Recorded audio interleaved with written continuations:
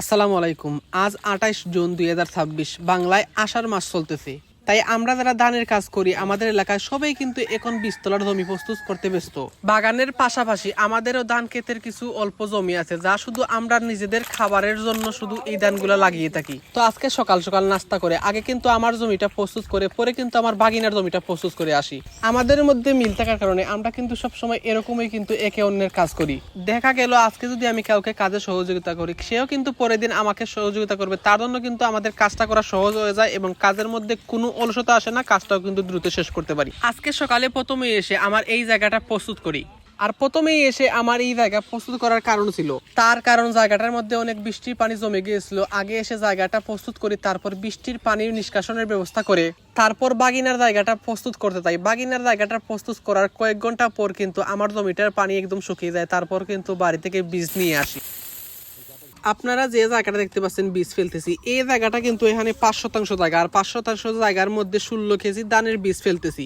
আর ধানের বীজগুলোর জাত হলো ১১। আমাদের হাওরটা নদীবাহিত পলিমাটি হওয়ায় এখানে মাটির ধরনটা হলো বাড়ি এঁটেল থেকে এঁটেল দোআঁশ প্রকৃতির। আর ধানের এই ১১ যে জাতটা, এটা কিন্তু এঁটেল মাটিতে সবচাইতে বেশি ভালো হয়। তার কারণে আমাদের হাওরের অধিকাংশ মানুষই কিন্তু এই ১১ ধানই চাষ করে থাকেন। যাই হোক, বীজগুলা বোনার পর মাঝখানে আইল আছে, আর এই আইলে কিন্তু প্রতি বছরই আমরা শিম গাছ লাগাই।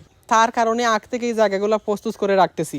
জায়গাটা এখন বেজা, যখন জায়গাটা শুকাবে তখন কিন্তু এ জায়গায় শিমের বিচিগুলা লাগাবো। আর আজকে আমাদের এখানের কাজ কিন্তু এতটুকুই। এখন শুধু বাকি আছে চারপাশটা ভালো করে নেট দিয়ে বেড়া দেওয়া। আস্তে আস্তে বিকেলে বেড়াটাও দিয়ে দিব। আর আজকের ভিডিও এখানেই শেষ করতেছি। সবাই ভালো থাকবেন, সুস্থ থাকবেন। আল্লাহ হাফেজ। আসসালামু আলাইকুম।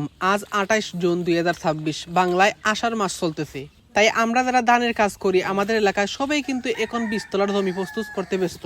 বাগানের পাশাপাশি আমাদেরও ধান ক্ষেতের কিছু অল্প জমি আছে যা শুধু আমরা নিজেদের খাবারের জন্য শুধু এই ধানগুলো লাগিয়ে থাকি। তো আজকে সকাল সকাল নাস্তা করে আগে কিন্তু আমার জমিটা প্রস্তুত করে পরে কিন্তু আমার বাগিনার জমিটা প্রস্তুত করে আসি।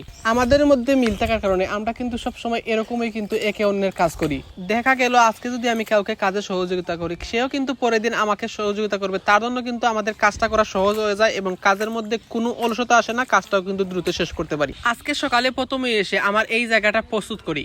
আর প্রথমেই এসে আমার এই জায়গা প্রস্তুত করার কারণ ছিল, তার কারণ জায়গাটার মধ্যে অনেক বৃষ্টির পানি জমে গিয়েছিল। আগে এসে জায়গাটা প্রস্তুত করি, তারপর বৃষ্টির পানির নিষ্কাশনের ব্যবস্থা করে তারপর বাগিনার জায়গাটা প্রস্তুত করতে চাই। বাগিনার জায়গাটা প্রস্তুত করার কয়েক ঘন্টা পর কিন্তু আমার জমিটার পানি একদম শুকিয়ে যায়। তারপর কিন্তু বাড়ি থেকে বীজ নিয়ে আসি।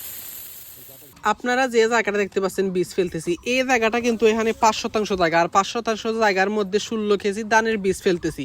আর ধানের বীজগুলোর জাত হলো ১১। আমাদের হাওরটা নদীবাহিত পলিমাটি হওয়ায় এখানে